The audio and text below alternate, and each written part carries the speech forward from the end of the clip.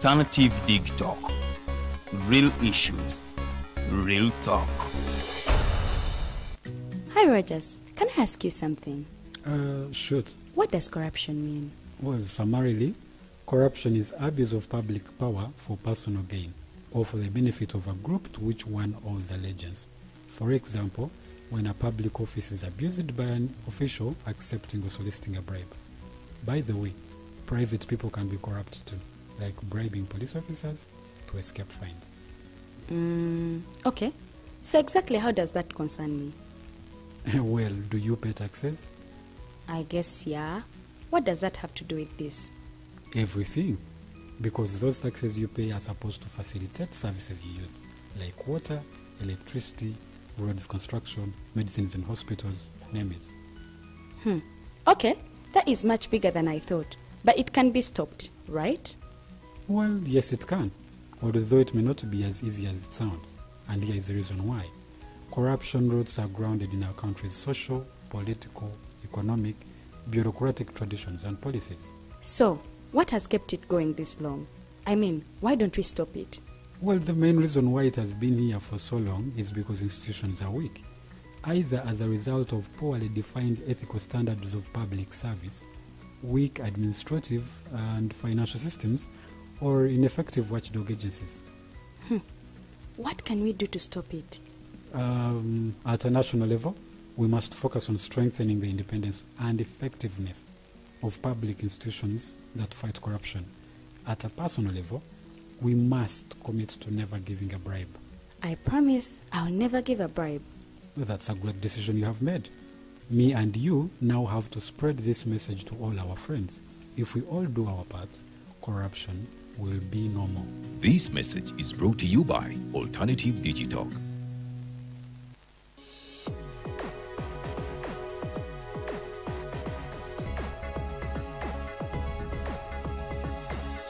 The Alternative Dig Talk. Real issues, real talk.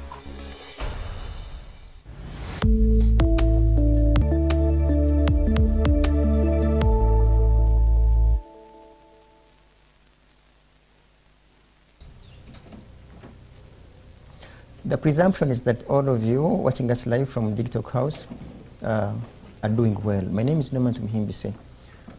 Today, as a pledge to all of you that every Monday 7 p.m. we are live in our studios with our show, The Hotline, where we have our permanent panelists. That is Honorable Awich Pola. You know, that time I shouldn't say he was complaining, but I want to always have all his titles mentioned. Honorable Awich Pola is a former judge in the UN. He's an advocate of High Court.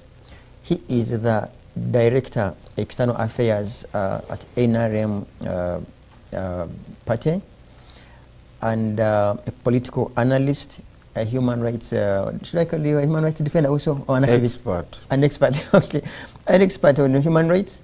And we are glad that every Monday he sacrifices his time to be with us here and share his opinion on topical discussion that we generate, of course, on your recommendation as our viewers.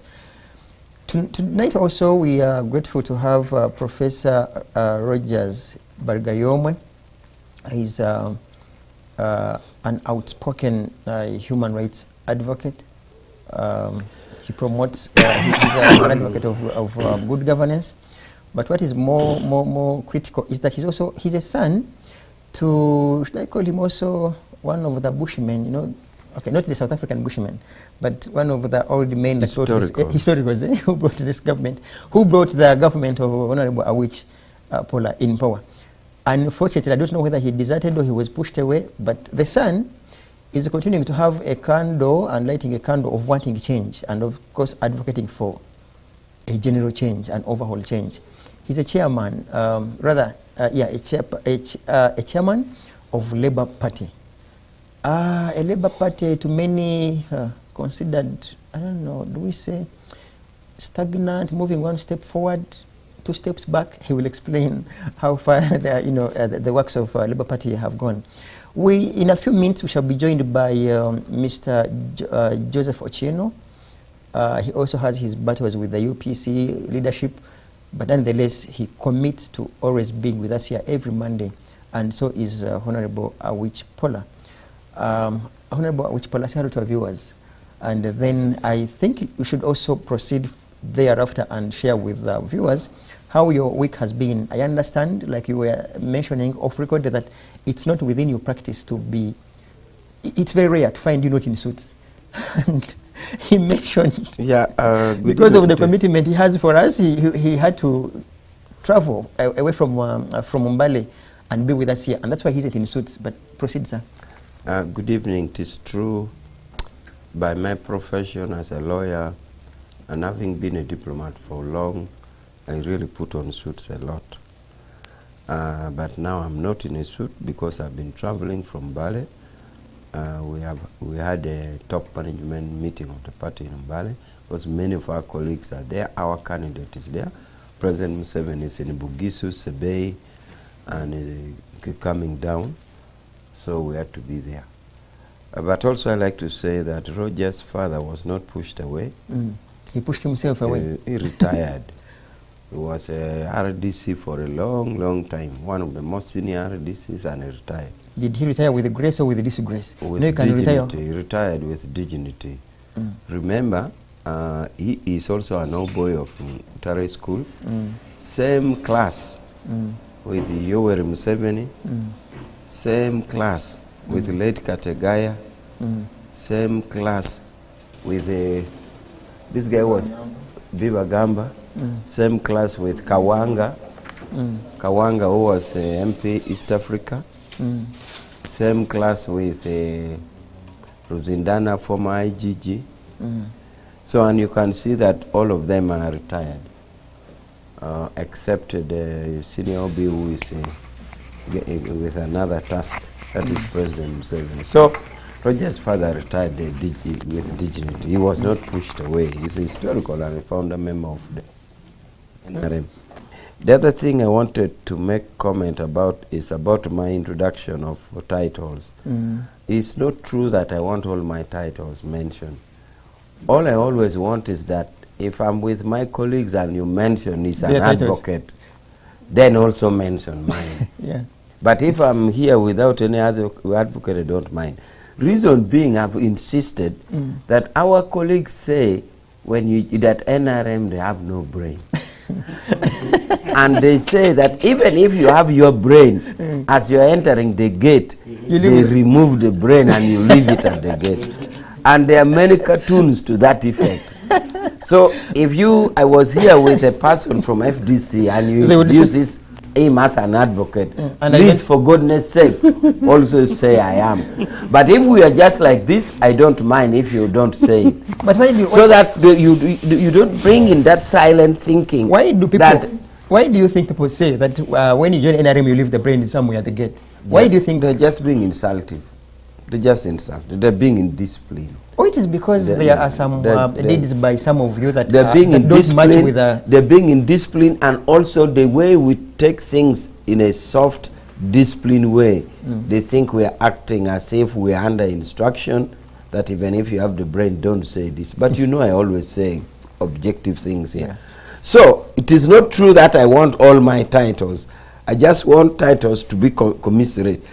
My friend is from FDC or UPC, you said he's an advocate, please for goodness sake say I'm also an advocate. But if we are not with that, or I'm with them and you forget to say that they're advocate, you also forget mine. That is all I want. Okay, do you want to share with us what transpired in Mbale? Are you getting votes? Are you getting those numbers? I've seen people say you ferry the students from, I think, Mbale SS or something, and it's a trending discussion where people accuse you of donating T-shirts, your T-shirts to students, and you claim those are big numbers that you have. Any comment? I've seen that comment, but maybe people in the theater there could answer better, because we have top management, which composed of directors and commissioners under Dr. Tanga Odoi, Electoral Commission. So all of us have resolved that since the core mandate of Secretariat is mobilization recruitment, at this time we apportion ourselves regions. Even if you were a director of medical, you're a doctor, now you get a region. For example, the director legal, Barata, as Bunyoro. So me, I have Lango. Now, I can talk of my experience. The experience I had in Lango, which was the first. Remember, President Museveni just launched in Luero. And the timetable that election commission gave is going back to Luero. So Luero was just a launch. The real thing started in my hand. So I can talk with my experience. Luero was ceremonial, just like yes. just a mere launch. So I can say with the experience that for me, what I would do, I would go like in a district of Molata a day before, deploy a public address system to call people, go on the radio, talk on the radio. The following morning, I wait for Did you also ferry students in the Lamu sub-region? I didn't, but we ferried people. Not students, not yes. young kids. Reason being, Election Commission has given a candidate a district per day. Imagine if you are Mugisha Muntu and you are given a Molata. It is now upon you, the candidate, to see how you bring people to listen to you. So if you are Mugisha Muntu and you chose to go to the trading center, you will not talk to... and you talk to the few, that is up to you. But for us, we mobilized ourselves and said, you know what? Bring them since to one meeting point. There are many sub-counties in a district and we want people to listen to our candidate, let us bring them, which is lawful. So we have brought big people, not students. Students who are within voting age, yes, you can bring them. Those who are within voting age. So that's why I was saying I need to ask those in the theater in Bugisu, how are they doing it? Because today we had a rally in the city, but I had to rush because I have other commitment here. Okay. But our policy is we bring legitimate people because the Election Commission has given us 1 day in that district. So it is upon us to see how many people can we mobilize. If we had a helicopter, we'd bring them by helicopter. Okay. Or if we had tractors, we'd put them in tractors. But that is up to us and it is up to other individual candidates. Okay, thank you, Honorable Wich. Professor Rogers, say hello to our viewers and also share with them. You see, I do not want to say that everything that Honorable Wich said is true. Especially in regards to your retired Muzei, on whether he retired a very happy man, just thanking himself for having supported this government, and of course it achieved its 10-point program, and he's happily retired. But pick it from there.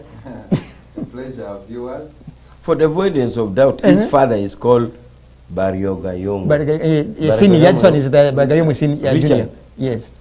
The lot of 6166 Ntare School. Okay. Who actually is very right. He's even right now the representative of historical members of Mbarara in the NRM. But also true that he was the first politician to desert and move with Kizza Besigye. And after they saw that their friend could not be advised any longer, they decided to join him again because, you know, seniority. And I think he had also seen that they had done their part as elders, and it is us, a young generation, to take over. Indeed, I'm honored to be with my colleague and mentor, and in retired Major Awich Paula. Actually, the only times I debate, you'd say that I'm controversial sometimes, but I'm strengthened when I'm with him because, one, he mentored me. He would be disappointed if he mentored me and I'm not saying anything, like the other people who say they remove their brains. And that's why I'm also secure. He pushes you to Chisubi. You remember, he sometimes wants to push you to Chisubi or to Mbarara. No. Many times we are threatened sometimes when we say these words. But I know he's one person who you refer, if you refer to him, he will tell you, and he will tell his security people that this man is a bit genuine in what because he would know my character. He knows it for the last, I think, 35 years. So I feel secure sometimes, but really sometimes when only when I'm with him. The times when I'm, let's say, in NBS, I'm insecure. And many times you drive not thinking you will reach home. Because some of these people misunderstand. We mean good for the country. But when you anticipate, like me, I'm a professor of conflict. I know what has happened in Rwanda. I can, even when I want to keep quiet about these things, You it haunts me that if you don't say them, you will pay a higher price. Oh, the Bible says that he who knows a lot will be judged even with a lot. Because I really, and I got a privilege. I'm one of the privileged people, I will say, because of that background and also the education. And I've also seen this information. Some of the things we see, some of the things, by the way, will tell you we cannot even say on air, but they happen. Some of many things we cannot, because of like for them they swear oath of secrecy, but some of us, for just like they say, some in-house things you don't say them on air. But what we are saying is, I'm secure. And especially when you are with him. Yeah, when I'm with my mentor, he would understand. And like you talked about why people, and I like his objectivity, like he told you that this, for example, ferrying, he talked about it, that now there are other crazy people. If you brought most of these cadres, they will tell you that we don't ferry anyone. Like you saw just last week, Mawanda saying instead it is Bobby Wine who ferries. Now, these guys are crazy. Some of these guys, yeah? And that's why he leaves his docket, which is director of external affairs, and he comes even to talk things local affairs, which Dombo would be saying. But because Dombo is one of the crazy guys who will say funny things, even which even a primary person is seeing. But that objectivity, like he said, yes, in any campaign, you would want to have people. Why wouldn't we? And it is logical. What is mentioned is logical and it's acceptable. So you wonder why people will tell outright lies and take, and that's why actually I said sometimes NRM members insult even the least common sense. And because of that, I told him I'm even willing to come and be their spokesperson, since now they have a gap, because some of the people who are their spokespeople are the ones letting down the system. The system has, by the way, done many good things. Many. Absolutely.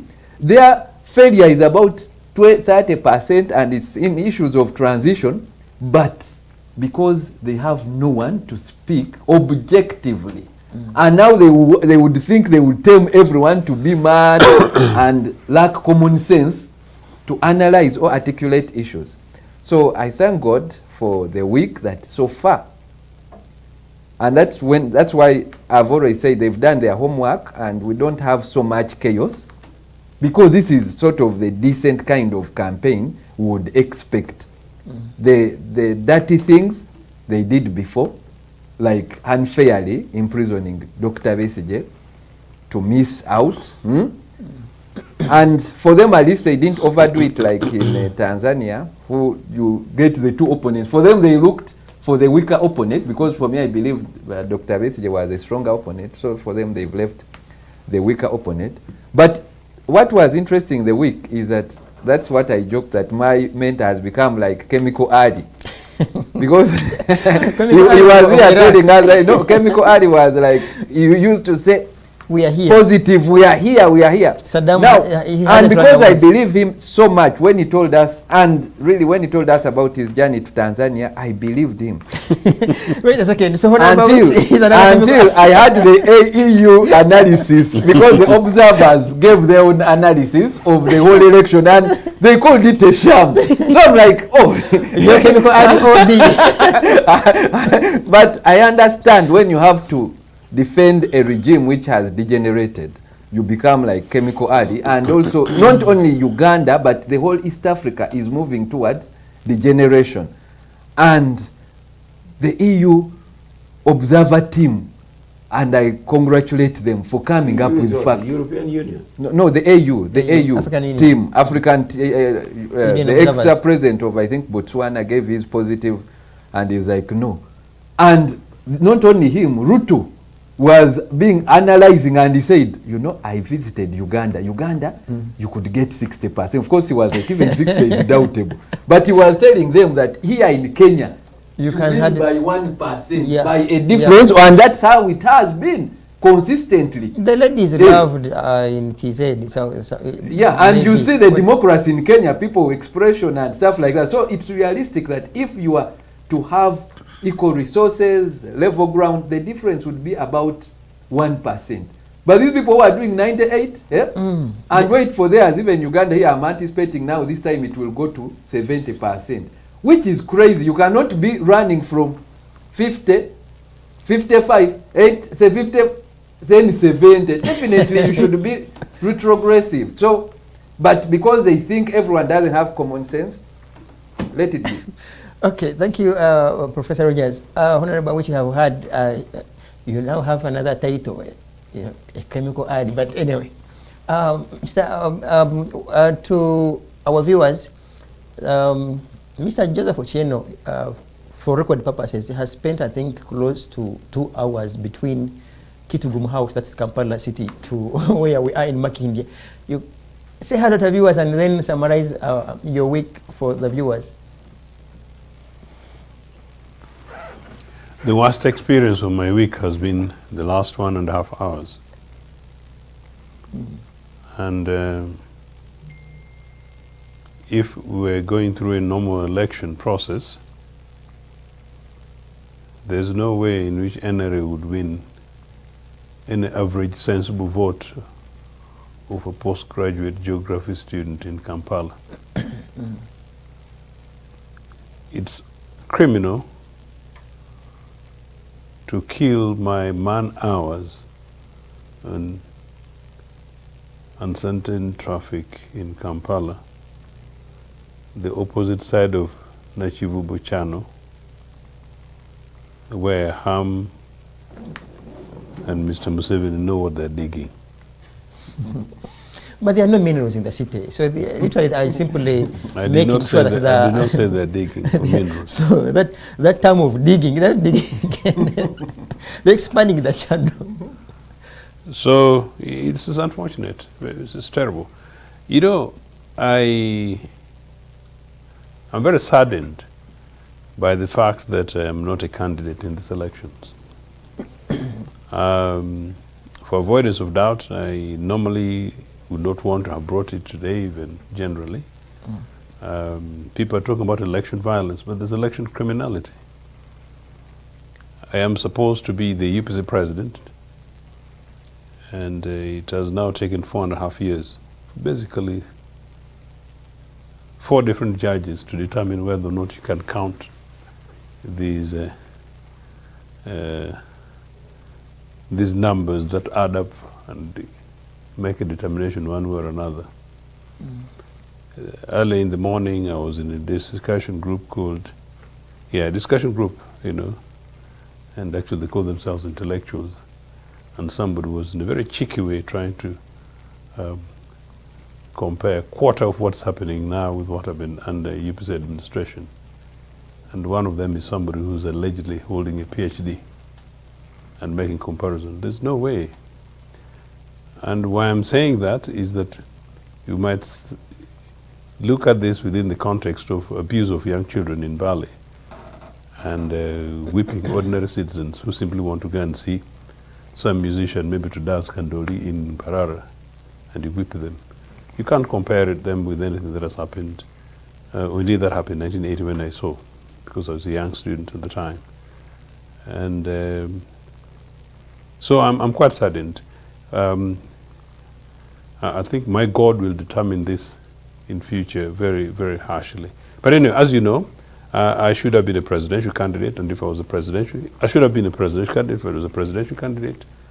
UPC would be having discussions around infrastructure, around environment, around the state of Kampala, what we should do to turn around this capital, including possibly the possibility of, if we can't decongest Kampala, we should think big to see whether or not Kampala is still viable as our national capital. We had a program for Kampala Entebbe conurbation and Kampala Jinja conurbation. It's common sense. You could do Kampala beyond Matuga and take it towards other places, this kind of thing.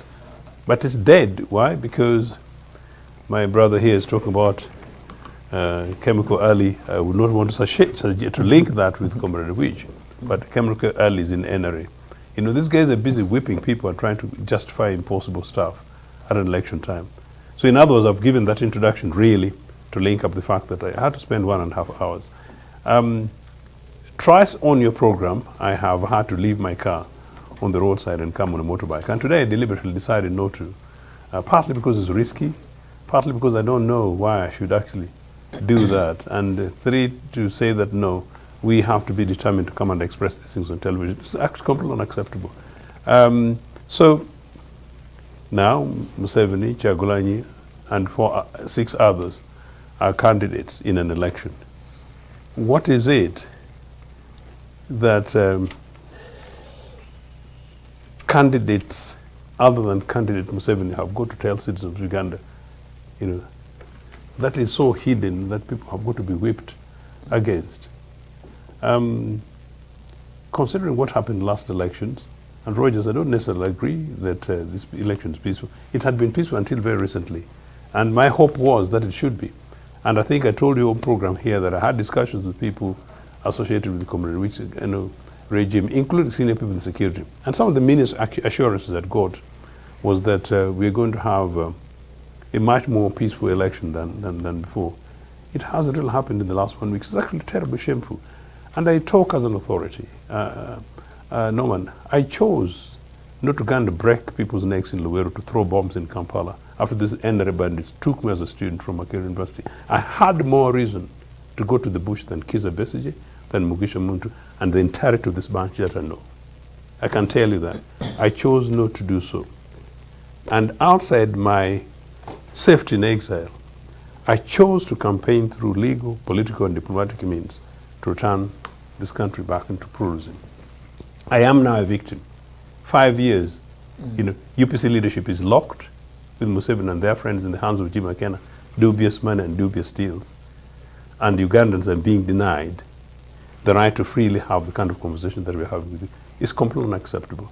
And so I feel strongly that then we force this bunch to return pluralism. You know, we go through a pluralist process. All we want to do is to challenge them, the bunch that went to the bush allegedly for rigged elections, allegedly because we couldn't compete. What is it that these guys fear? It is telling you that after 40 years, they have no clue. And it tells you that after 40 years, 45 years, they had no justification to go and break people's necks in Luweero. In any case, where I agree with my two colleagues, by the way, it's not that, and Comrade Wich, you don't necessarily need to talk about young people voting age. It doesn't need to be that. In fact, I'd put this in clarity. There is actually nothing wrong with the 10, 11-year-old child going to a rally. I would like actually us to encourage young people to get much more consciously involved. You know, for me, I got my global consciousness about age 11, 10, 11. Think about whatever else was taking place around the world. There is nothing wrong with it. When Milton Obote came to Mwiri, when I joined UPC, when Samugere came to Mwiri, when I rejected him because I saw there was froth, and when Museveni came and I saw the old froth, you know, there are students there who were 13, 14, 15-year-olds. Not a problem. The problem is bunching them and throwing them onto NRA propaganda, yellow T-shirts that are not particularly beautiful. Comrade Wich, by the way, you're very smart. Comrade Wich is actually generally very smart, you know. You know, so I like you. You know, so throwing these things at young people and pulling them onto those crowds, and some of the comments that I had from one parent, allegedly, one of those ones doing social media, that a parent actually wrote to Joel Sunyonyi and telling him that they're not happy. So we need to have open, clear policies on this. Would schools in Tororo be allowed to unleash their pupils to go to other candidates? To listen to Mafabi, Chagulanyi and others or not? If not, I think we need to make this standard. And in any case, UPC, the political party of education, in an election in which you're going to witness how people are being beaten, maybe I would actually instruct that schools should not open, and schools should be no-go areas. And in any case, when I joined UPC, I joined UPC when Museveni, Semogere and Obote came to Mwiri rather than us walking down to Chakachira to add the numbers onto the crowds for this. So it's an unfortunate thing. Comrade Rich, you guys need to review the process. We don't want to see the bloodshed of 2021. There is no need for bloodshed in this country. The mess that is happening in Tanzania is no consolation. I reject the idea that we should compare ourselves that, because it's happening in Tanzania, Tanzania is far worse than us. No, we are Ugandans. My standards, when I go around the world, by the way, when I go around the world, I seek to campaign that I am, Obote says, no half measures on democracy. So you cannot say the democracy, that in Uganda is, you compare it with the one in Ghana. No, you were either or, that's one. Number two. There is, in a second, there is what they call atilistism. Atilist, yeah? You know, atilistism, some other new term when it comes to... Indeed, fair enough. And then the three of us partners, all of us would claim that we're Pan-Africans, and so therefore people who push for African personality and African identity, and so therefore we campaign for the rights of the African in Haiti and that one in Jamaica. And if that parts of our argument, and also campaign and argue that our rights are the same as Mamdani's and the same with the crooked people who follow Trump like zombies, you know, then it must be the case that we cannot pick and choose where we are. This is our Republic of Uganda. We should say that Uganda should be able to do as well as anybody else. So the election process in this country is, even if it was actually still violence-free, it would not the election be the kind of election that I expect, particularly when you lock up candidates and then you strategically use weaponize the arms of government like judiciary and others to lock your potential opponents, to lock ideas, to use the fourth media to lock. It's completely unacceptable. I have this before I cross to Honorable Awich Pola. I do not know, most likely you did follow and or listened into Honorable Akena's statement. There is a video that is trending where he says that calling upon his people in the Lango sub-region not to give their vote to the president. Inter alia, you mentioned that in your view he's in bed with the president, but then that video is trending asking people not to vote for the president. Any comment? Or you haven't watched that video? I don't expect any UPC person in an election time to campaign for anybody else. UPC should be campaigning for ourselves. So it's, yeah. So if Akena chose to state that position, it's common sense. Except you'd ask me that why is Akena not supporting Museveni today when his wife is a cabinet member with Museveni's regime? And why is Akena not campaigning for Museveni today when it's on record that Akena and others somehow mobilize themselves to campaign for Mr. Museveni? Akena may not have done it so directly, but that is actually an open fact in the community which knows more than that. So there's an element of hypocrisy there. But if he said so, to be fair to him, maybe he's saying it 15 years too late. Okay. Okay. Honorable Awich Pola, of course, not to take Professor Rogers' statement so seriously about the chemical ad, but he was trying to bring out a picture of how confident. He wasn't referring to Comrade it was a mere analogy of people with confidence where they say something that even when at heart they know it's the opposite. And if you don't mind, actually, let me also compliment that. Now, I've been with Comrade Rich for a long time. We've now been actually amazingly quite several years. And I think when we first met, we were both, Comrade Rich, he maybe thought like I was a 10-minute cat. We're friends. So Comrade Rich is one of the most objective guys in NRM, and no wonder he's now on a treble docket, including communications. But his credit, yeah. Okay. Do you have any response to both gentlemen? Honorable Awich Pola? Yes, of course, but the issue of chemical handling has already been handled. Yeah. Of course, it is derogatory, it is contemptuous, and not good to refer to somebody like it. But I saw you celebrating. No. So little did I know you are such a...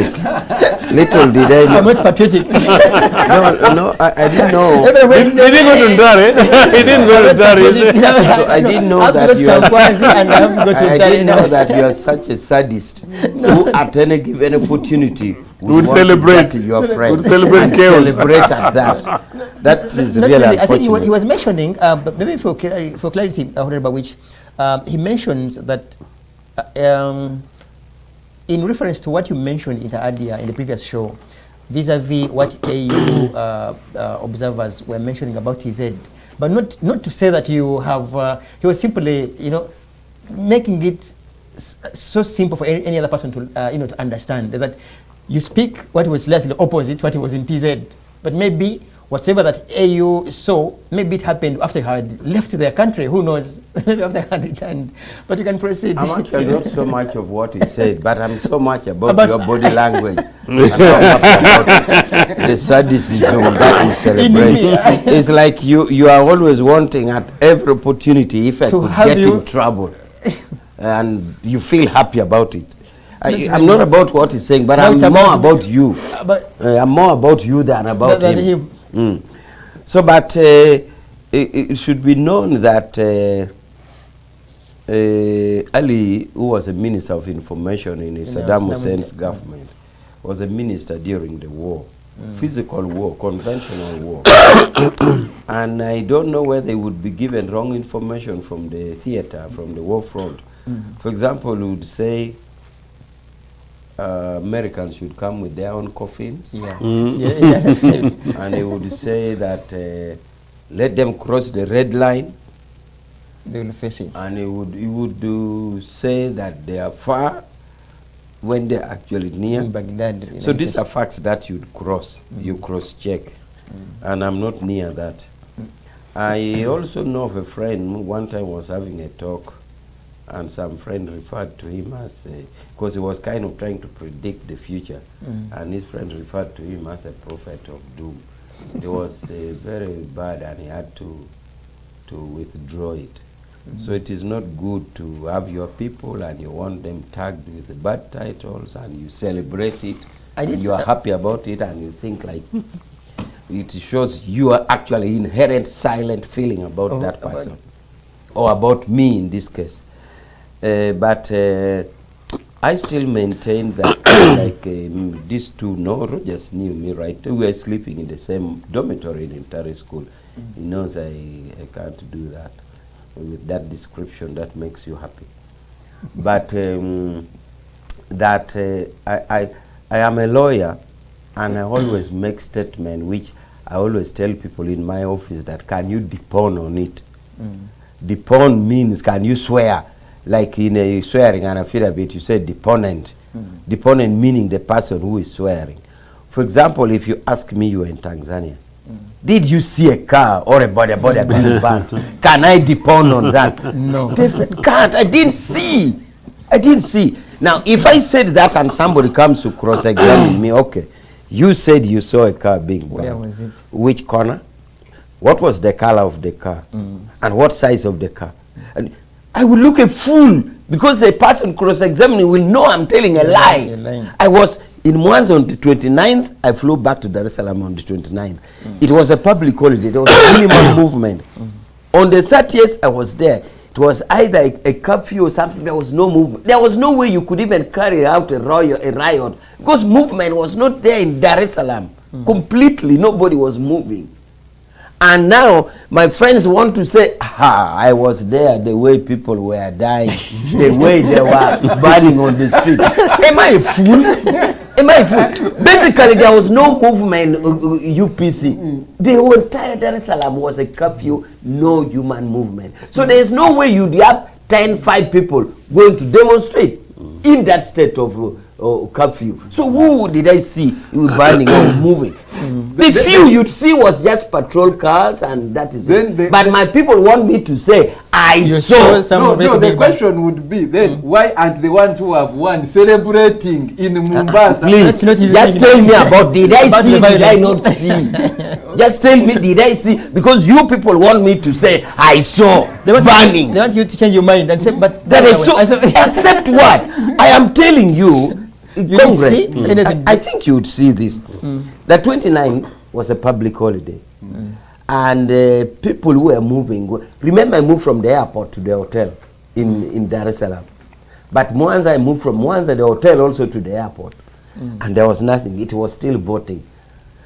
And it was a public holiday. So there was no, their public holiday is not like ours, where in a public holiday and Lomom Street there's business. It's full. Okay? That it is a public holiday, but Lomom Street there's business. No, not in Tanzania. Once it's Public holiday is public holiday. Mm. Then the next day was like the day I'm saying there was curfew, and then there was no communication, remember? No phone, no network, nothing. So you couldn't see, and I didn't see. But it's unfortunate that you want me to say I saw. Not me, them. You want me to say I saw? Really? There was nothing. Anyway, so I know those who have been with me cannot accept the title that you are happy to be tagged to me. By the, That is no, you cannot. I am very. That's why even explaining the idea of ferrying, I said we ferry. I said election commission gives 1 day to a candidate in a district. Now, a district can have like 40 or 50 sub-counties. So how are you going to have all these people listen to you? If you have the means, collect them, bring them, because you are only going to have 1 day to listen to your candidate. And that's what we have been doing. Now, if Nandala Mafabi can go and use the radio to reach the people in a Morata, that is his strategy. So I don't think there's more than being objective there. The other thing I want to address is the question of peaceful elections. Peaceful election is getting a matter of concern to us in NRM, because we went through Kawempe South and we saw it wasn't good.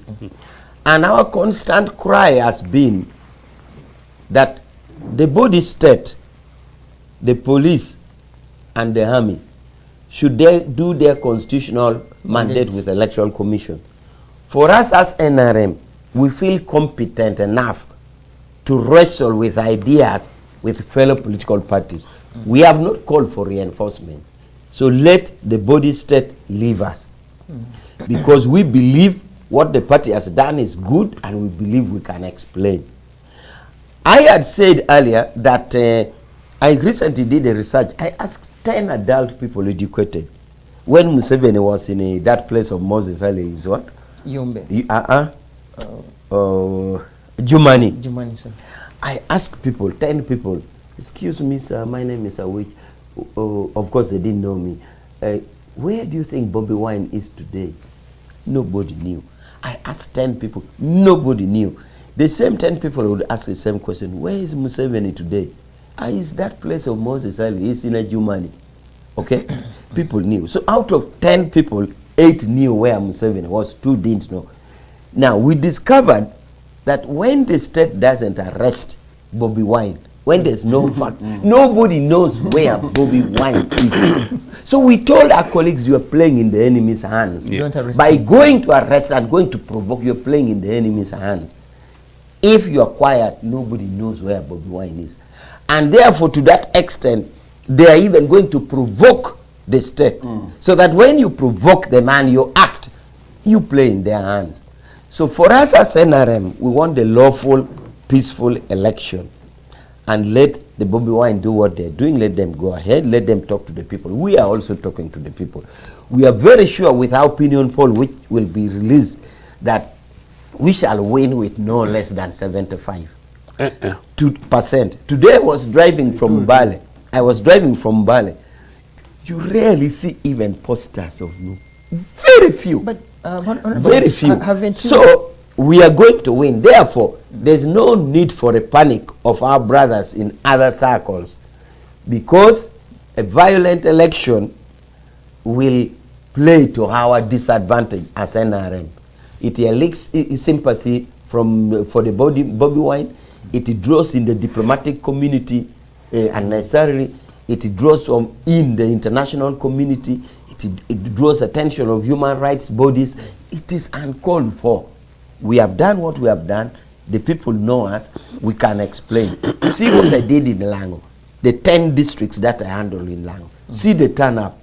Bobby Wine went there, talked. But everybody will tell you, yes, he came here, but no, we are not convinced. So I condemn a violent election like anybody condemns. And yesterday, we discussed it in our top management, and we associate to peaceful election.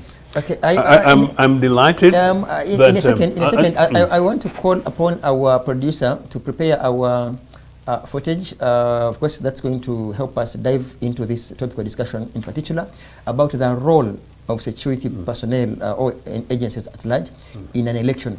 But of course, as they get to the video, yes, you are saying something. I'm really delighted with Comrade Awichi's latter submissions. And I'm not quite sure whether people get him and get it seriously. That the position, Comrade Awichi, we hope this is the official position of NRA, is that you disassociate yourselves with elements, particularly in the security service. I know we're going to be discussing that, who are inhumanly treating our citizens in such a crude way. But as I said, I say this as a channel. Authoritatively, I am one of the few people who hold this child, Uganda, of competitive polity in this country. And I say so deliberately, that Ugandans deserve free, open, fair, competitive, multi-party elections. Now, as Comrade Awichi says, it is actually possible, unless there is a bunch of cowards out there, you know, a bunch of empty heads, and I'm saying this very deliberately, you know, out there, you know, there is no reason why you do not allow a space in which there is a competition of ideas. List the programs of NRA, list the programs of all other political parties, allow the citizens to make the determination. Really, really, really, honestly, for once, I may go as Nigerians say, let's see that process open. And in any case, as Comrade Awichi is assuring us, they have confidence that's a matter for themselves in terms of what their own numbers are. But whatever the case, I think I reject it. But that said, on a lighter note, Comrade Awichi, in 1986, as the NRA guys were rudely storming Kampala, Nairobi University students were caught at the guild president's flat in Mitchell Hall, Jojo Korapa's. And so these NRA boys came and have told the stories about it because I was there, I witnessed. Really, I was on the opposite side of the hall.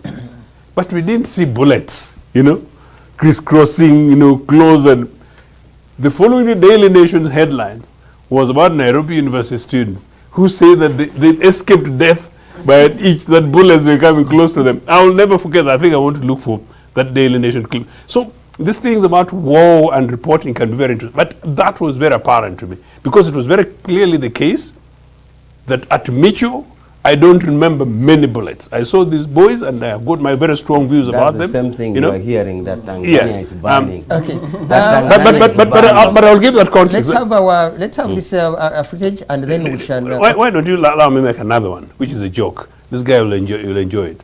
So as the Tito Kellos were struggling with NRA, they brought out helicopter gunships. So the broader view in Kampala was that NRA now had an upper hand. And so Zed Maruru, who was then, I think, I'm a chief of staff for Museveni's friend, the Okellos on the other side, he would come on radio and television and say, so there's one thing that we're making a lot of joke with my friend Dr. Uthieno, that he comes and said, you know, that people are saying, I hear you people saying, no, Mbarara is foreign, you know, Hoima is foreign, Fort Portal is foreign. Foreign to who? Tomorrow you will hear that Kampala is foreign. So we knew that it was actually saying, and then it was saying, what it was saying was not true. That indeed actually they were getting a fair beating from NRA. So indeed Kampala eventually fair. He was a chemical addict. Okay, let's have the president's footage when talking about the two Kenyan activists, and I think that's very key when we talk about the role of security, because inter alia, the government of the Republic of Uganda denied having had any bit of clue about their whereabouts some good months ago. And of course, in the Attorney General's response to court. Later, the president comes proudly to say, anyway, let's have the video about... No. Let's, he spoke for himself, and yeah, let's have the video, and then it's going to shape our discussion as we come back. This is done by the enemies of Africa. Yeah. even our own groups here, we monitor them with intelligence. Here, of course, we have very good intelligence, and we know them. Like, for instance, we have got two Kenyans whom we arrested. They have been with us. I have their names, but I don't remember their names. They came. They were working with Chagulanyi's group. That they are experts in riots.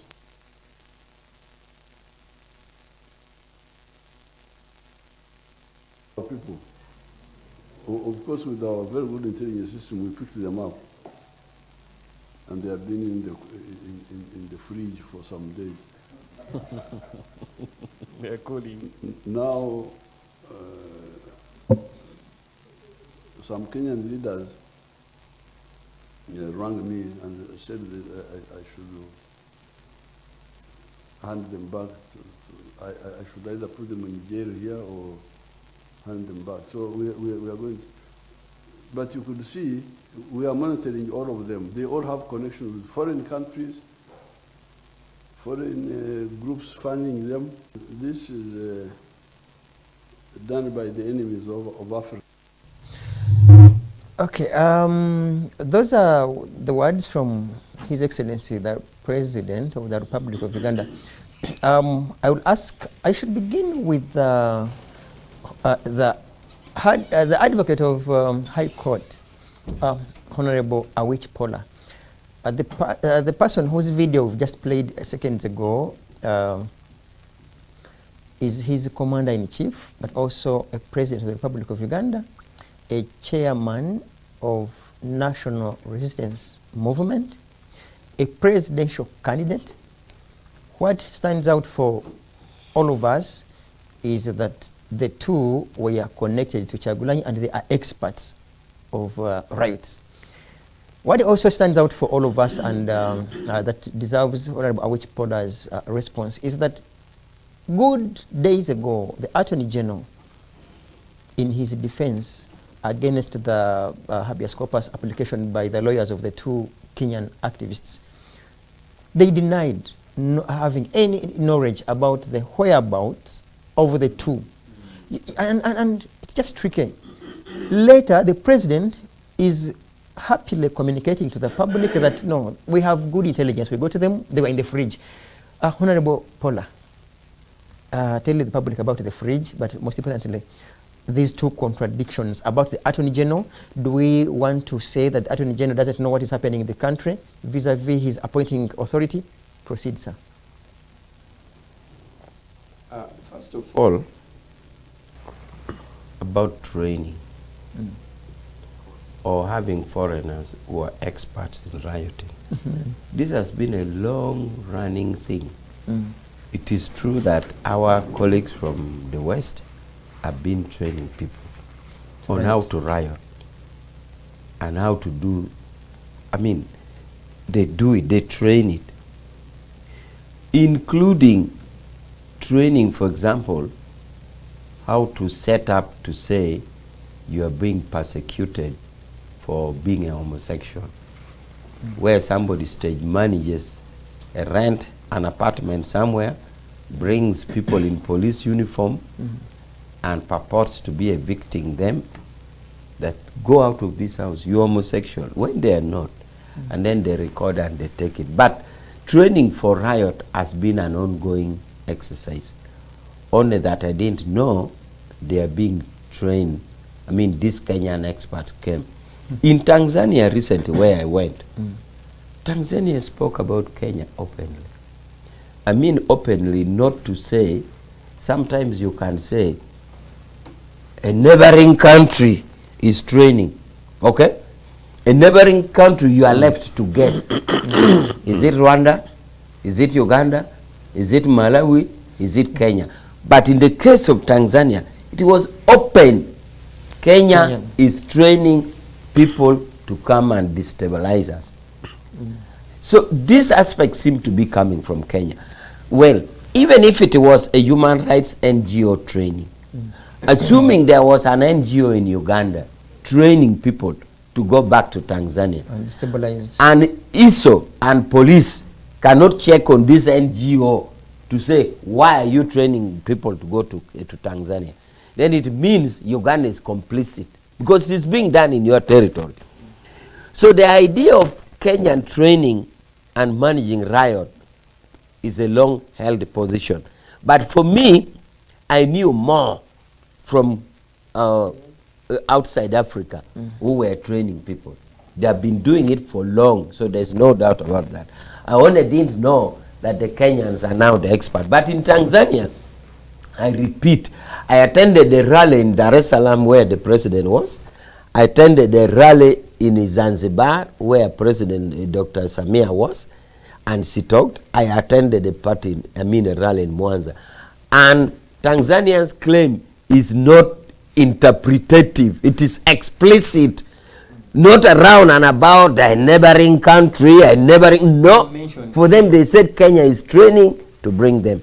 So I think the state of Kenya may not be involved, but they should rein and see that the so-called civil society who are training people, they should rein on the civil society, because it can be done by civil society in Kenya.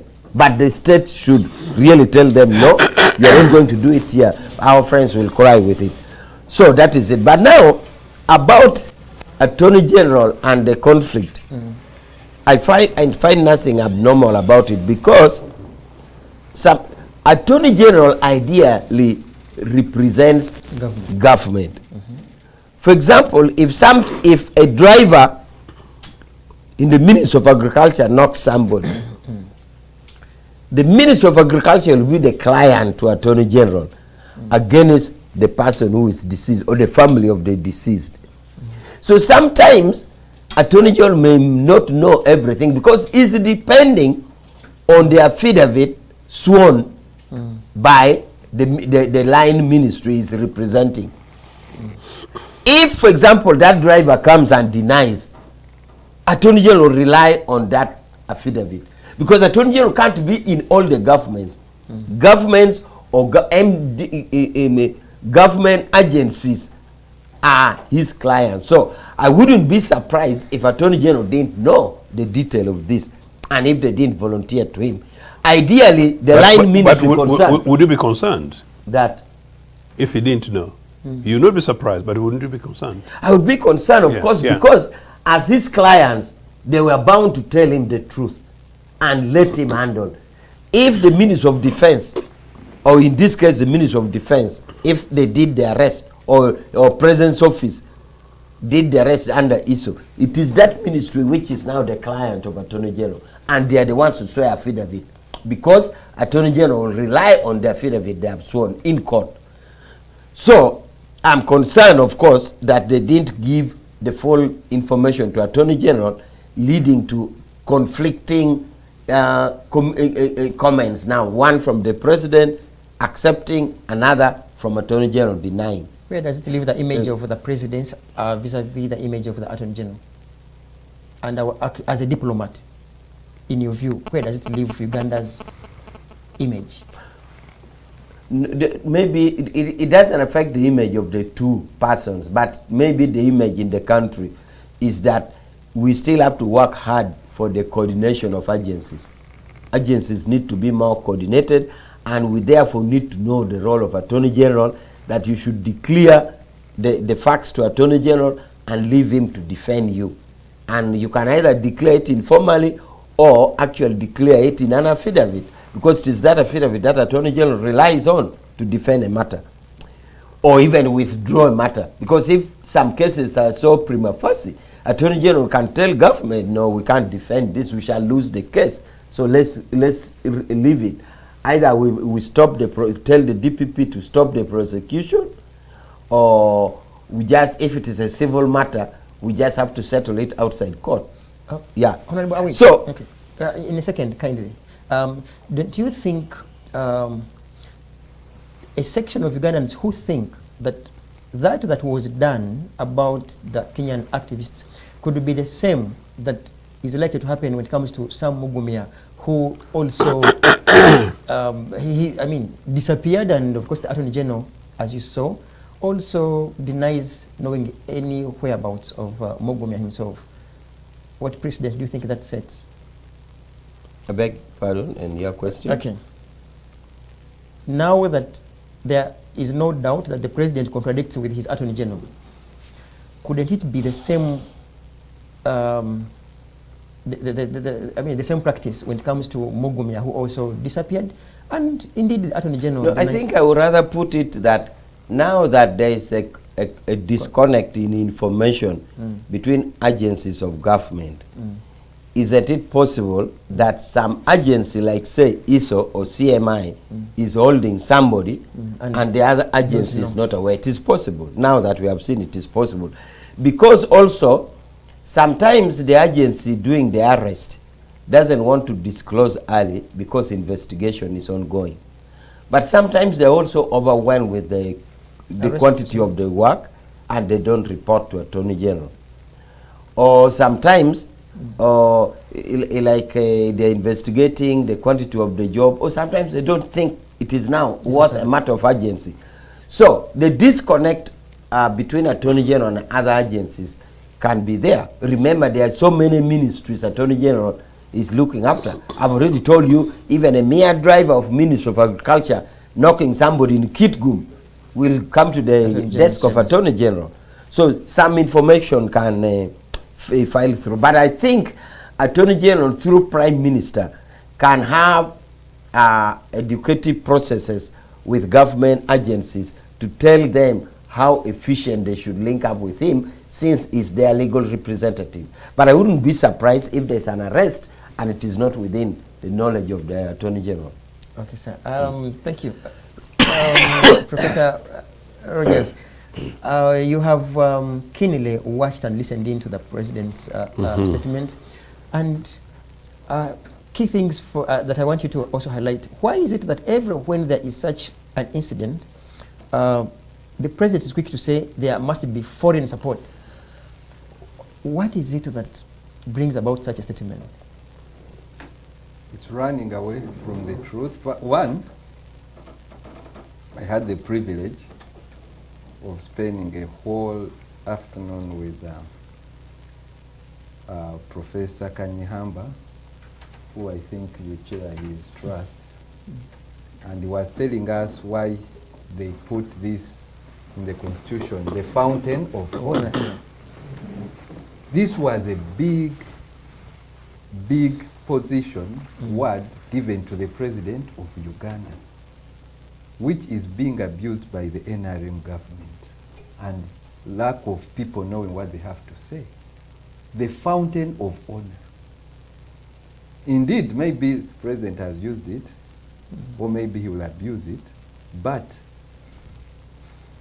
it would mean it is an honor to have that and to say whatever he has to say. And we know very well that the President's word can be quasi-judicial. His statements.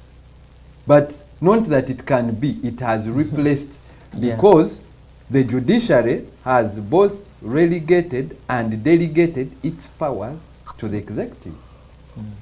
Definitely, we all know, and I don't want to go into theatrics like Honorable Awich is saying, we've all seen it.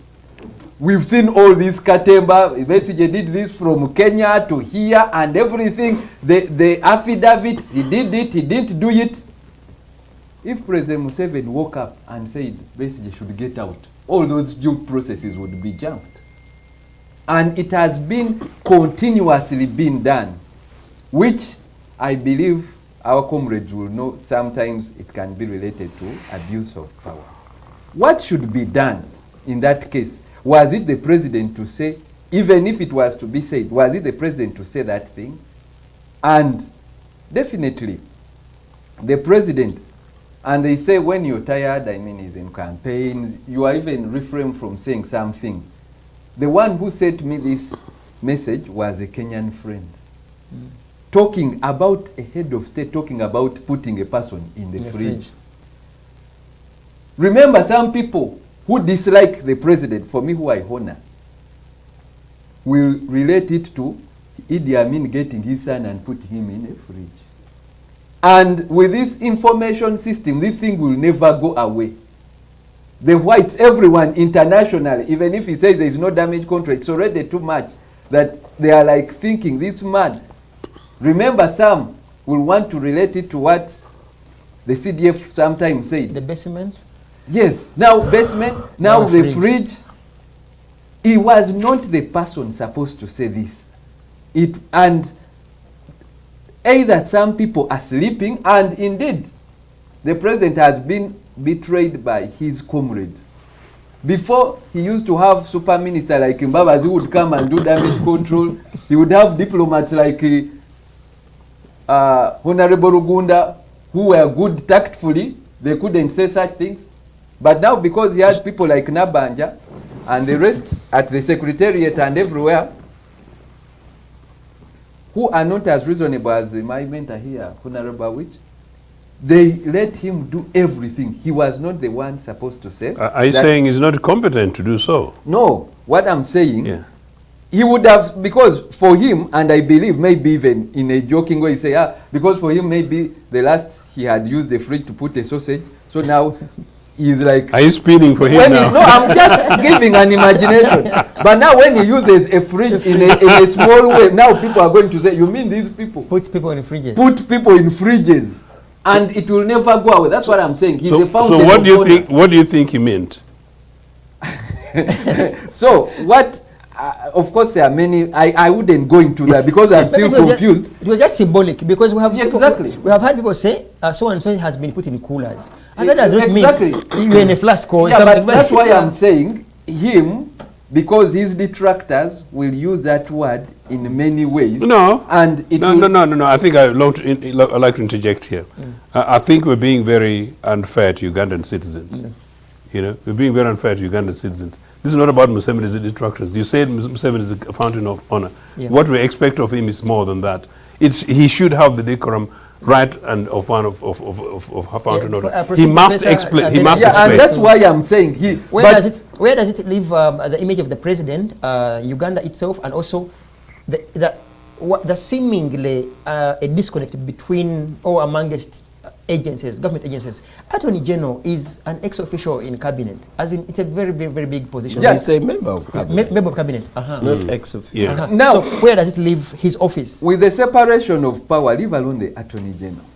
There are people like even the Chief Justice in the three arms. Now, if it is a judicial issue, if the which it is ideally, yes. If the Chief Justice said he would be the authority on that, but here in Uganda, like said, they relegated and delegated. If the Chief Justice said anything, they will take him as a joker because it's just they relegated that power. So someone to hear the Chief Justice say these things, they will. But when the president now says, Besigye will be out tomorrow, the whole due process will be and over time they've taken it this way, and indeed because of his position, believe me, Yoweri Kaguta Museveni, president, will not even apologize for this.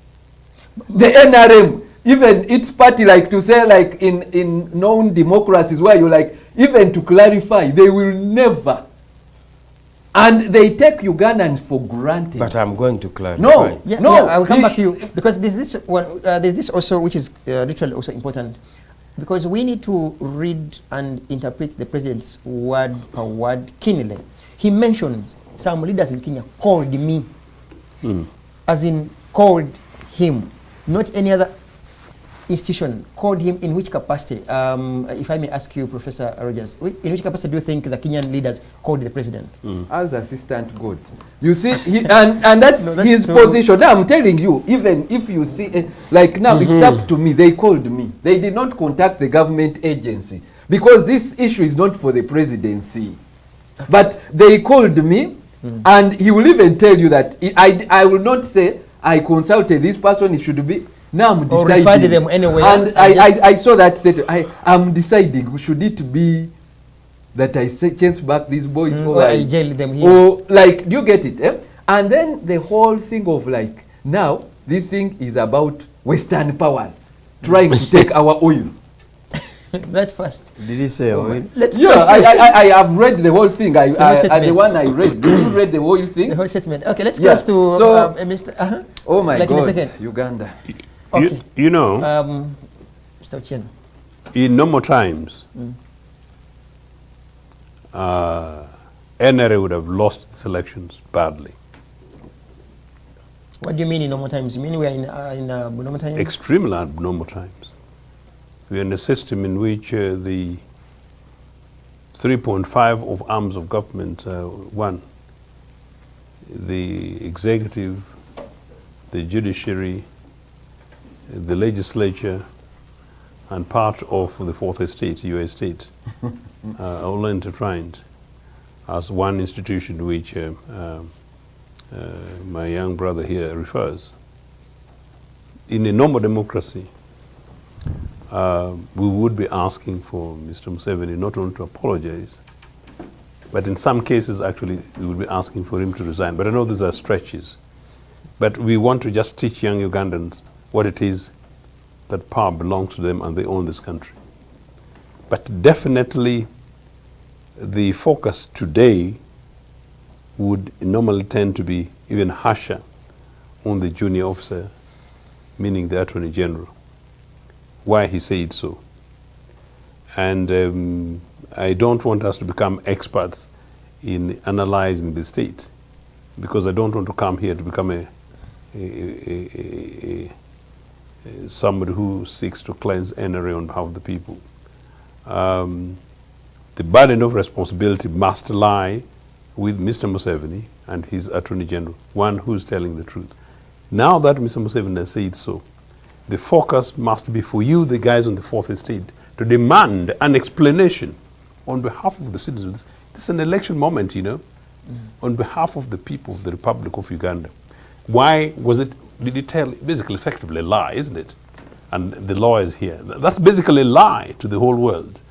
And it's a lie, particularly because the citizens involved, the people involved, are citizens of another country.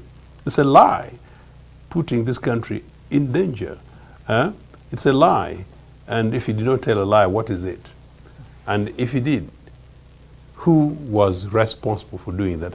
The Attorney General needs and ought to come out and explain this to the people of this country. Now, in the event that he had been provided false information, somebody must take responsibility for that misinformation. Is it a break-up in the system, stuff of the agency, stuff of information, intelligence? The truth is that I suspect that the Attorney General knew what it was, you know, and opted in a laissez-faire way because Ugandans really don't matter, and because now East Africans don't matter. Since I saw the Standard newspaper putting Mr. Museveni, poor Samia, and Ruto as you know, militant dictators of extraordinary nature. You know, so if that is the perception, then we East African citizens are on our own. You know, but it also tells you that that is how basic our leaders are treating us, both here in Uganda, in Kenya, and in Tanzania, the citizens of this country. I talk as Ochieng, whose party and leadership are founding members of the East African community, original East African community. I find it completely unacceptable that after 60 years of the founding of the East African community, we should have a state in which a Kenyan citizen is held akimbo criminally in Uganda, just like Besigye was held criminally in Kenya. And the head of the state in Uganda treats us as if some chicken crossing the border in Malaba. By the way, the language of diplomacy and camaraderie which is here.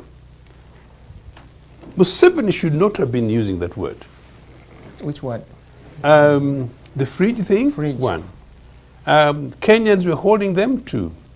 3, if Kenyans are being trained, actually, this thing about Kenya and Tanzania should actually be a diplomatic fallout question. To actually draw name, and I've been in diplomacy, and he has been. By them saying this for your young viewers, including those who are students of international relations and diplomacy, it just doesn't work that way. you know, so that Mr. Museveni has said like that. What does he mean? Because if immediately you say Kenya, you're drawing Kenyan flag. You know, it's a state-to-state kind of stuff. Now, if we say some elements of people coming from Kenya, which is what Comrade Rich is trying to say, that's a slightly different matter. But you need to frame it in a different way. And usually, because it's actually coming from the head of state, you know, possibly you don't mention the neighboring country. But if to do, you're putting the Kenyan authorities on the spot. What are they doing with their citizens down there? But also on the other, Ruto, you know, these are guys who are street fighters, you know, because really, beyond that, the Kenyan citizens have got a right to demand of Ruto the deal between him and Mr. Museveni over two individuals who are citizens of this country. But you know, this fridge thing, and we are holding them, and we want. I'm genuinely shocked that we are talking about that in 2025, and we're not talking about this in 1975 when Idi Amin was in charge of this country. It's amazing. I'm genuinely worried about this country, this sub-region. Kenya, Uganda, and Tanzania. The three leaders, some of whom are behaving like rulers, are actually holding citizens of this sub-region hostage.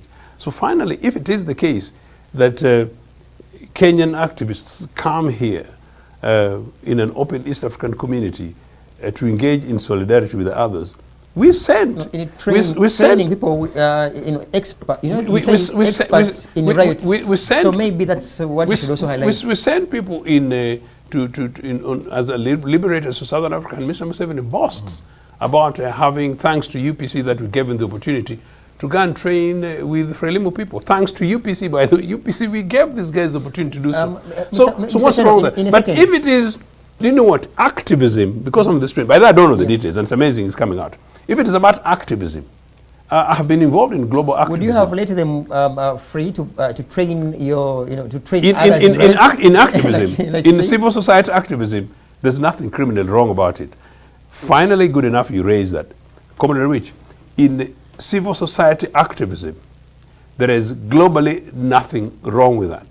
But if there is evidence that the Kenyans who are coming here and associating themselves with the NUP people and teaching NUP people how to throw bombs, that's a different matter. Now, in the event, unlikely event that was the case, you deal with them not through the fridge, nor basement. Through a judicial system.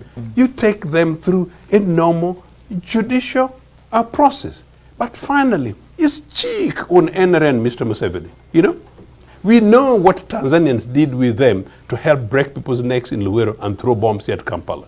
We know what Libya did with them, you know, to support them to throw bombs and kill our people in Kampala and in Luwero.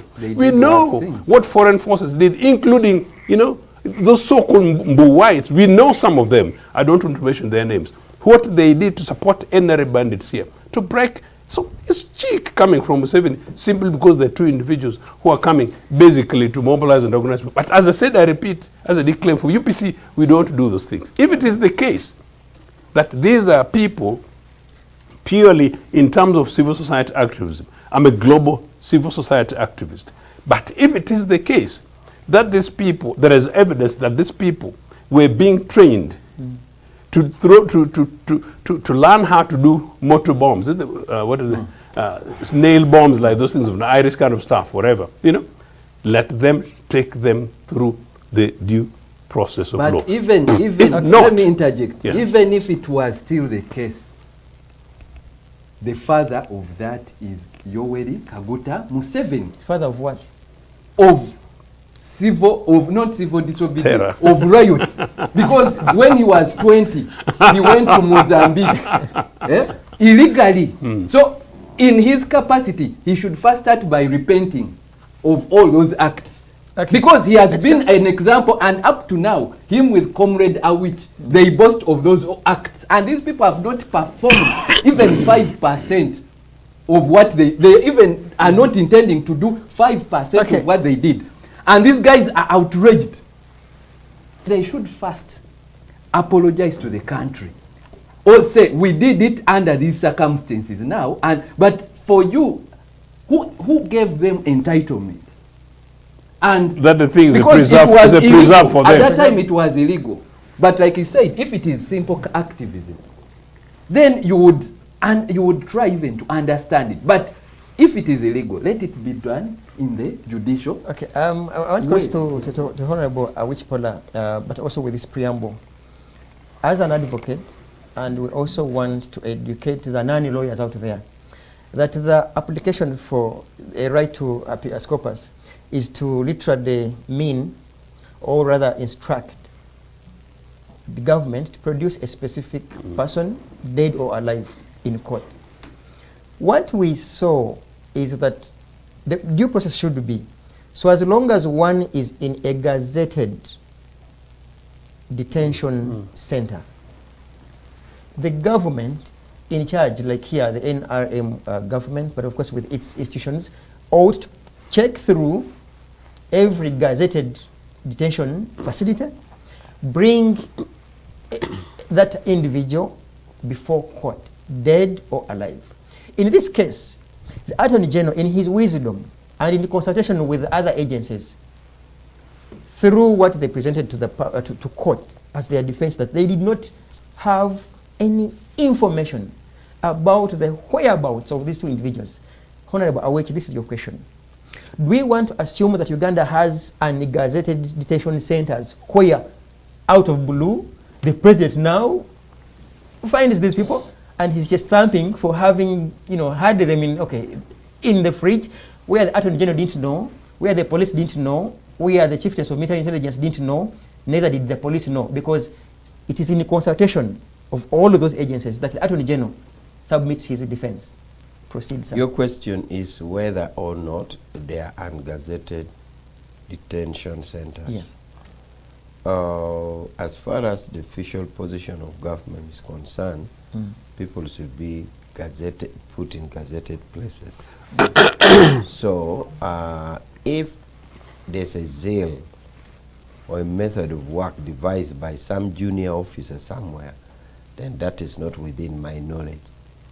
If the overzealous government cadre or government officer decides to put somewhere where the Attorney General knows, thinking that if he puts somewhere then the investigation will be jeopardized, that is his business. I wouldn't know, but the official position is that every person suspected of being in conflict with the law should be put in a gazetted place. That is the position. Now, having said that, I want to comment about the fridge. The fridge thing. No, I the do deep not freezer see. or I do not see why we're making a big thing out of this, because the president was just being figure of words. We have used this a detained person. We have used it in many places. Some people say in my village that is under the crested crane. Why? Because the crested crane flag is always flying where there's a prison, what you call a gazetted place. Okay. So in my place, If someone's under the crested crane, he's under the crested crane, meaning he's under detention. Okay. Others say under the coolers. Others, President Museveni said fridge. So it's just a figure of words, and I don't see why it should be this. It should be like this. They are giving it a golden rule interpretation. It is just the figure of language. Anybody can use it in very many ways. But I'm sorry, but Mr. Museveni is not anybody. And I'm taking this quite seriously, by the way. Yeah. But anyway, sorry, Comrade Rich. So it was just a figure of words, figurative. Like I said, some people in my village said it's under the crested crane because the flag is always flying there in a detention place, either police or prison. Is it a diplomatic language? That As a diplomat. As a diplomat. He asked you as a diplomat. Yeah, it is diplomatic. Yeah. So it is. So unless you wanted him to be, you wanted him to say they are under detention. So, but this is just a figure of words, and I do not see why you should make a big deal about the figure of words. Now, there was also a question about why him. It shouldn't. You see why him is because the Kenyans rang him. And why Kenyans rang him? Because for a foreign person to deal with a country, for them to know the entry to that country is the head of state. You wouldn't be getting into the 45 or 50 million Ugandans or Attorney General unless you want a court case. So the president is the ultimate person to get to. But also remember that the Constitution provides the DPP, Director of Public Prosecution, with the ultimate power to prosecute. But remember, the DPP is prosecuting on behalf of the state. That is why the person who goes there is an attorney of state, a state attorney, an attorney of the state. And remember, the president is the head of state. The president is the head of state. Attorney General is an attorney of the state. Therefore, it is even right and fitting, like Rogers was saying, that if a head of state decides to instruct the state attorneys to discontinue a proceeding, that would still be fair enough. That a head of state is telling the attorneys of the state that the state is not interested in this case. This matter, so whoever finds it logical, therefore, is logical that you do with the head of state, because the head of state can instruct the state attorneys, and the DPP is part of the state attorneys. So I find it that is the line that the president comes in, and that is how. Where does such a president leave the independence of the judiciary? It doesn't tamper with the independence of the judiciary, because first of all, know that the judiciary is both holding criminal and civil cases. So here the state is only responsible for discrimination in criminal, and therefore it won't matter with that. So, and the Constitution provides that the state can withdraw, using the DPP, can withdraw a charge or can drop a charge anytime. So it has no problem with me interfering with the judiciary. But I also want to explain this thing about the training. The training thing. Experts on rights. Yes. That's where you see, some people, including Dr. Besigye, came to a conclusion that with the popular support, the popular vote, of NRM will win election. So Besigye had said that he is not going back to participate. in an electoral. So they were now devising a way of getting state power through other means. Now with NUP have devised a system in Luganda saying, look for the votes, vote, and demand for the vote. It is there in a Luganda version. But Karonde, Kakume, Kabanje, I think. Yes. Is that? So this is actually an inbuilt insurrection system that we shall vote, but eventually we should be prepared for alternative B to walk to State House by an insurrection process. Go to State House by insurrection, by uprising. And a state worth its name, if it gets such experts doing it, would definitely curtail them. Because that is what the intention is, and the state is aware about this. A state worth its salt would not live to see that NUP is saying, you said this what in Luganda, it is what? Like Kanonye, Kanonye, Karonde, Kabanje. Kabanje. So these are the strategic things that our opponents want. So it is inbuilt that after election, because we know we wouldn't win, but have an insurrection. And the idea is built around the Greater Kampala, Mukono, Wakiso, and all that and all this. The experts, as they were arrested, know it. And therefore, a state worth its name would not sit by to do that. The state is saying, please go through election. If you feel you're cheated, go to court, and then matters end in a judicial and a democratic way. But your idea of a riot, the state won't allow it. So this is why there's this system of protection. And it happens. Now, our colleagues in Kenya, and with some Ugandans, for example, the Agatha, tried to go to Tanzania, and the Tanzania simply picked Agatha and took her to the nearest border in Mutukula and said, there is home. After allegedly torturing her. Go home. After allegedly torturing her. The Kenyan lady who came here for the Kizza Besigye thing They flew to Tanzania. Tanzania said, stop here, get the next flight, go back. Now, this one who come here as experts in rioting in the 3 system, Fridge. they definitely, you can choose to say they are put under the crested crane, like in my village, Not a fridge. or you can say they are put in the coolers, as people say, or you can choose to say they are put in the fridge. But it's a figure of language.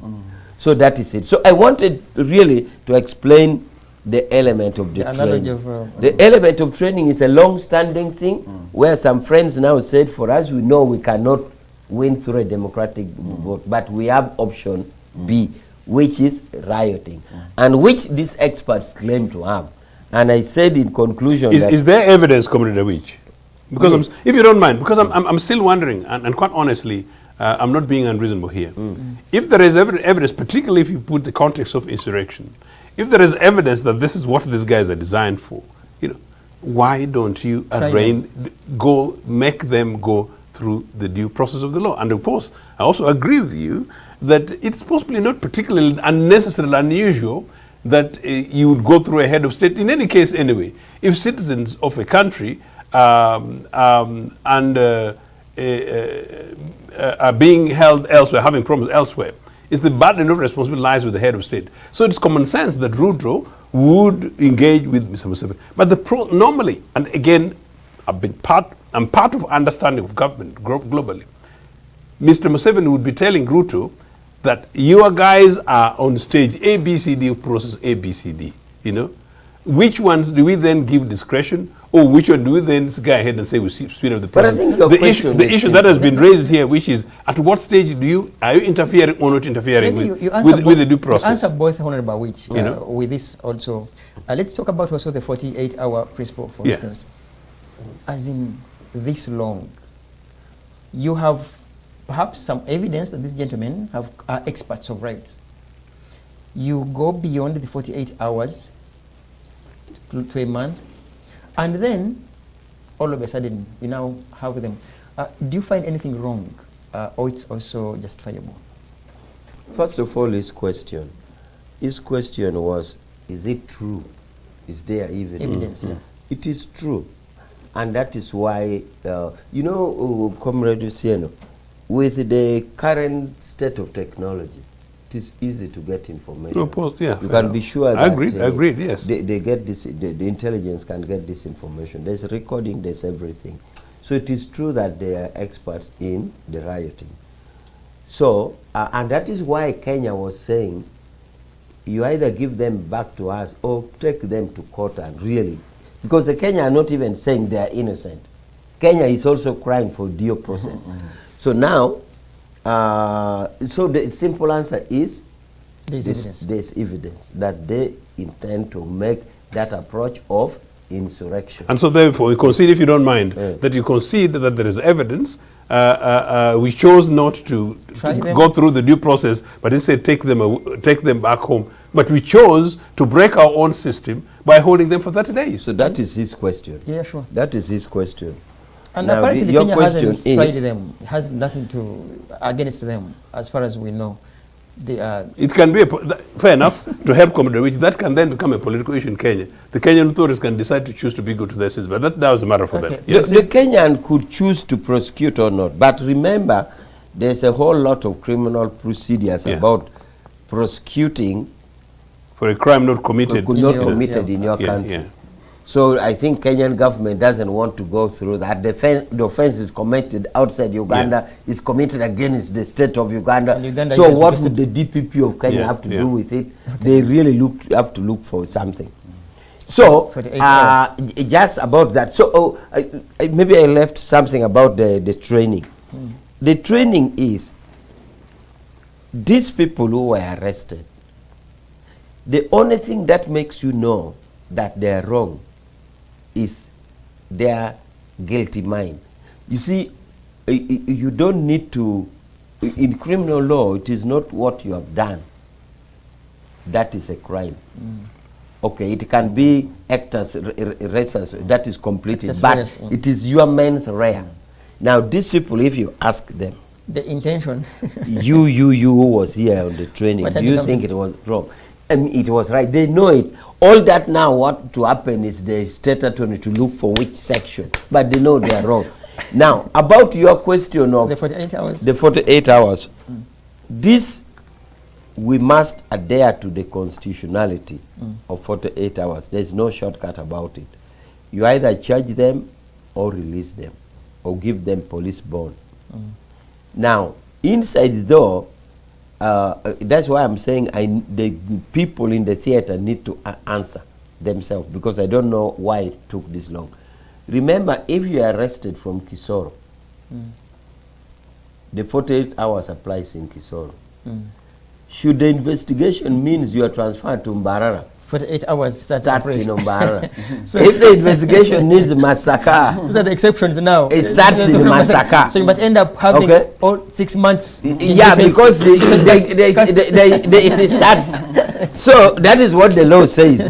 So that's why I'm saying the people who are in the theater should explain why this 48. But that is how the 48 hours works. Counts. You are arrested from Kisoro.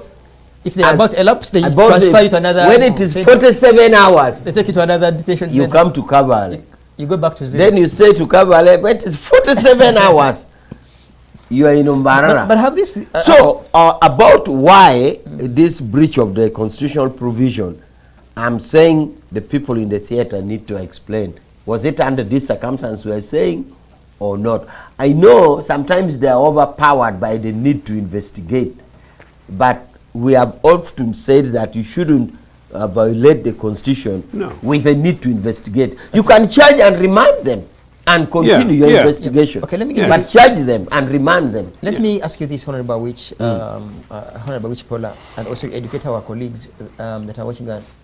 We have seen the president, not once or twice, being supported by his friends from across the country, in fact, rather from across the region. We have seen the late now Odinga on the, Mr. Museveni's campaigns, and so many others. Why is Gaddafi. yeah. So what makes these two people too special and different that they cannot come and support Bobby Wine in campaigns? Wow, that is a different matter. But now that you talk of education, I forget something. You talk of habeas corpus. Habeas corpus, for the viewers, corpse, you know, in ordinary language, you Corpse think is a corpse dead is a body. dead Yeah, body. it's a dead body, yeah. But corpse is actually a body. being a body, yeah. It is a body. That is why we have corporate, a company. Because a company is also a body. Yeah. That is why we have corporate. That is a body. So we have corporate bodies and what? And The body, body corpus. So therefore, habeas corpus means bring the body Yeah. here. Not the dead body, but the body here. Like they have the loose language of And dead or along alive. that line of education, habeas corpus happens to be among the 4 things in our constitution Yes, that you should not non-derogable tamper rights. with. Yes. You can't tamper with under any circumstance. The president has One of tampered them with it. is the torture. Remember in the past when Okello has stolen chicken, you take Okello to court and the judicial officer would So rule give them strokes. 20 strokes, Every and they would day. call a scary, what in our place we call it Ogwangweno. Call a scary in court and he would They administer. whip. Now, not more. Abolished completely. And that's why it is abolished even in schools, beating children in school. The other one is slavery. Not even Museveni has the power to say, Okello I'm a or slave. anybody is my slave. The next one is hear him. So when you hear Fair. something about a witch, please Fair hearing. let him say he's part of the story. And of course, habeas corpus. So that is as far as the education is concerned. Now, your question was? Honorable Ruto, rather Honorable Yes, the Odinga, campaign Kamyan, around. yes. Why not allow these two campaign for their friend? Because that's what, to them, that's what had brought to them. That's what is on record. That is what is in record. But is it what is the truth? We have already said that evidence is, our friends are saying, Kanonye, what? Okay. Whatever No, it is. okay, So, let's cross to- the evidence the state has Was is it- that these are not campaign agents. Campaign agents in that they can advise you how to approach the people, how to talk, to identify your issues, how to address and win votes. The evidence that is there is that they are there to say train for an insurrection, and therefore this is different from Odinga or even Ruto coming to campaign for Museveni. Okay. They are two different- Comrade Owich, I still have issues, if you don't mind. I still have issues, no, because you're a lawyer. But I still reject the idea that mens rea is the only basic, because actually not the criminal- basic, there's it's actus not both reus. actus Actus reus. reus, yeah. Now both, it Yes, has to the be act itself. It has to be both actus reus and mens res. Maybe Now they on this were- occasion, really to assume that because somebody had an intention, or maybe even, by the way, in many cases, you could even say that, well, somebody had a knife, and you say that we found him with the knife in the car. Could argue that he's going to slaughter a chicken like this one's in Teso. So really, I am still not convinced that we must be seeking to prosecute people on the basis of intelligence that they had the intentions. Now, I'm not a lawyer, nor am I a criminal lawyer No, in no, any case. okay, But I find it very, no, very, it is very. okay. It is this But way. the last thing, if you don't mind, since it's going to be, and this is going to be my last submission, Norman, the AG seems to have committed perjury, on the question between Museveni and himself. Yeah, I really want, because you guys, I don't want to come here. It's a long distance coming here, but we need to take this very seriously during this season. And all I'm trying to ask, the overzealous people in NRA should stop the extreme Now nonsense. that it's your last submission, Meaning that, well, if it is this guy did this under oath, and that is perjury, and perjury is an extremely serious crime. Answer this, and then you will, of course. Sorry, Comrade Owich. I want to give you extra minutes. I want you to use your two minutes. How best do you think security agencies, especially now during the elections, can conduct and or execute their mandate without compromising on their standard and their role in this? And that bring prejudice. All we simply say is that they should do what they've told some of us, including some of the senior guys in government who have assured me that they're not going to misbehave and to behave in a manner in which they seem to be wanting to get extra medals. Election campaigning should be intelligence-led, including this other one in Kenya. Let it be intelligence-led, and you should have the capacity to be able to do so, and really allow people to freely campaign. And if you to go ahead and arrest a group or a crowd of people, have the evidence, arraign them through the court of law. And finally, if you're doing one to a group of NUP people, surely do the same to a group of FDC people. And since you decided to throttle UPC so that UPC candidate is not there in Ucheno and is in a particular corner of Nagongara, do the same to candidate Museveni. Surely, this is why NRA went to the bush in 1980. In 2025-26, we should not be going through this thing again. Do you find security agencies biased? They're very apparently biased. They're very biased. They're very apparently biased. They're so excessively biased. I had the assurances that they're beginning to behave, and all of us here have said that actually the early part of the presidential campaign process was reasonably okay, and the last 1 week has shown that it's completely unacceptably biased. Professor Rogers, and then I'll come to Honorable Owich to close. The same question. The spirit of our Constitution and the spirit of our fathers about to betray it was that, and it is in the Constitution, that the military men separate themselves from civil engagement. And even in simple management, right now, because justice has to be seen to be done, and every Ugandan is observing what is happening. So way forward, because we want to recommend to this nation that the security agency, the spirit, by the way, you remember, and it was within President Museveni and his revolutionary force that Allegedly. they retire from the army, from the military, to participate in civil affairs. I'm retired. However, they've reversed all that. One, they retired at one time seemingly, and then they re-engaged. So now the whole thing looks biased, whereby the citizens and exactly how, because I believe with Comrade Awich that these people are trying these trends because they've been left with no hope. And bad enough or good enough, the Comrade Awich will see some of us, me and Joseph, and we also enemies. You get, and you never know which tactic they want. And actually, indirectly, they are inviting the whole nation to use what they use, the methods they use. Yet we've rejected their methods, and some of us are still rejecting these riots. But look at who is the second biggest candidate. That is Noop. Yeah. Because they use methods maybe closer to theirs. Then you look at people who have resigned, like let's say Mugisha Muntu, and that one they know in themselves. I don't know if it's because of their DNA, their violence DNA nature, that what attracts them is the violence or their violence. Then what distracts them is the common reasoning, the conversation. So I believe as a nation, we should have a conversation to what is going wrong in the nation. And it is not going to be solved by this vote. And they know it.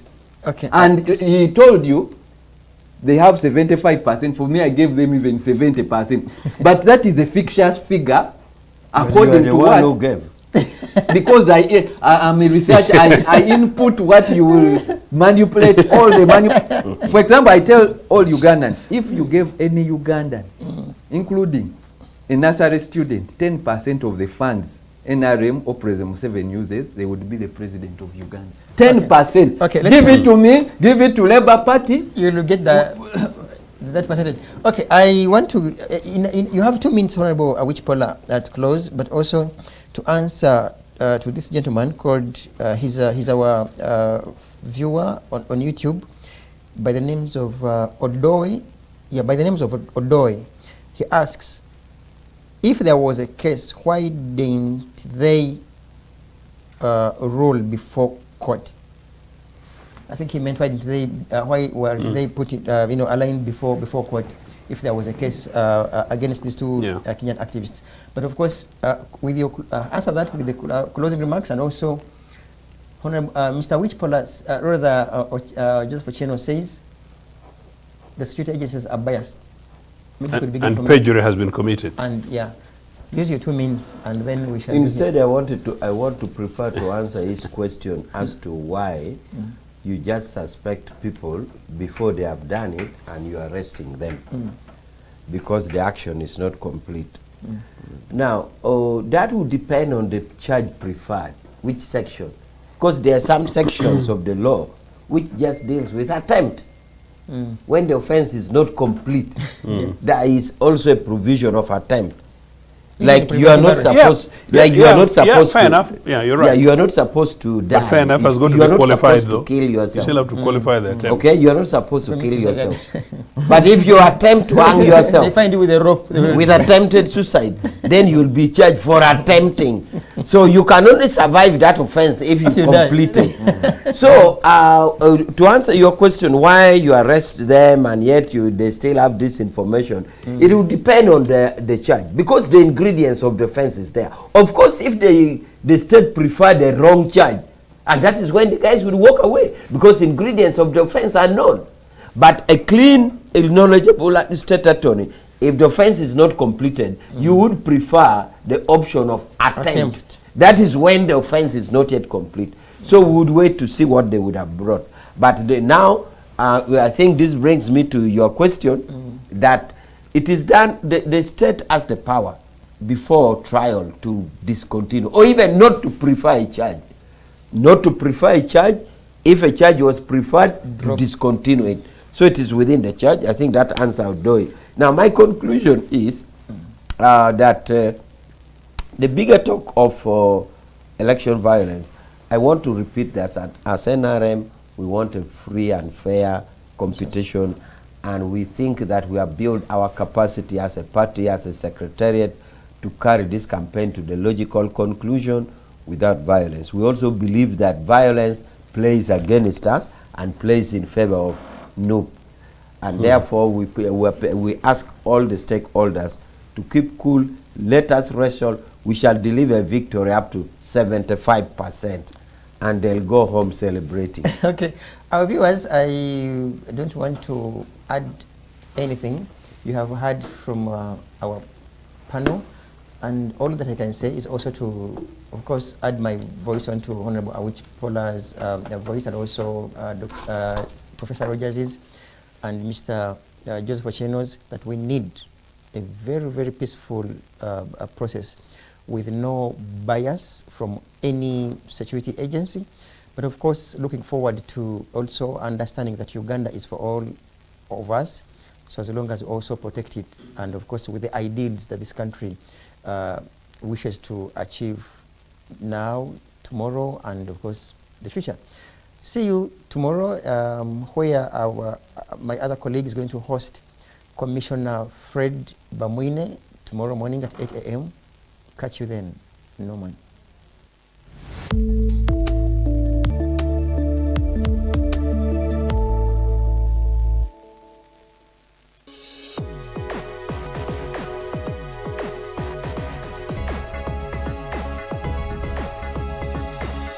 The Alternative Dig Talk. Real issues, real talk.